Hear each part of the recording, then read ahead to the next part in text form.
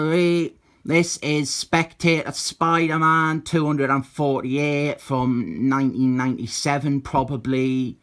This comes from what I am dubbing the vague age of Spider-Man, which is that period between the Clone Saga and the Next Chapter reboot. Apparently Jim DeMatteis, right after the Clone Saga finished, he came back and he had a pretty long run on Spectator Spider-Man until all the Spider-Man books were relaunched. I got this because I thought this here was Vermin Man, and the sad news is that it is not. And instead this is like just a random issue mid-story. But that is okay because the fold out recap page helps us. It fills us in on everything I need to know. All the important players in the story, what happened in the previous parts. Very, very good these. I love them. Although Spider-Man's supermodel wife, Mary James, she is weirdly missing from the cast of characters. Thanks to this recap page, I know that what has happened is a pretty dark storyline with J.K. Jameson Jr. He tried to smother his father with a pillow in hospital, and Spider-Man caught him doing so, and now J.K. Jameson Jr. is being interviewed by the police. I'll probably need to go back and try and get this all run. I just didn't know how heavily linked it is to the other Spider-Man books at the time.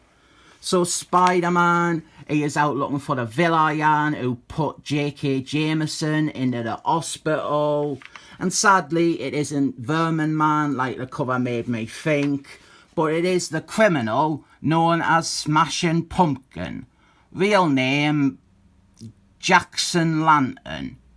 I used to have a Spider-Man action figure of this character, Smashing Pumpkin.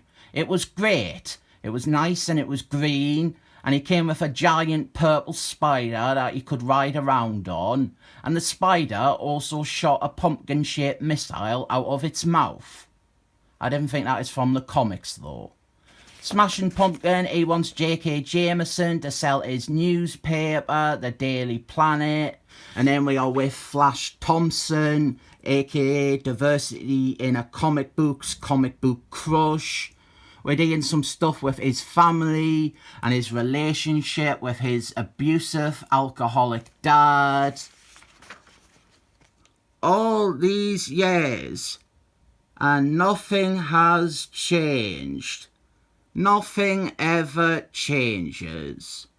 So that is deep, and then we have got some stuff with J.K. Jameson Jr. again, and we finally get back to Spider-Man, and he is attacked by a series of animals, like a big gorilla, and then a lion, and then he sees Hunter-Man, but Hunter-Man is dead. This is getting around to introducing Hunter-Man's other son, who has also taken up his father's legacy.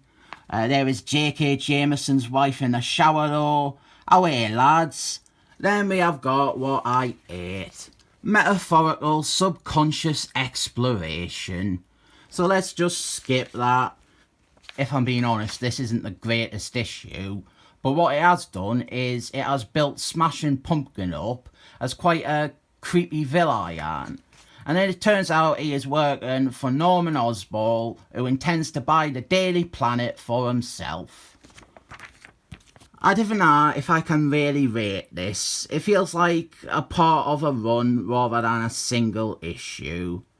Spider-Man is actually barely in it, and the scene we have on the cover is as much as a non sequitur.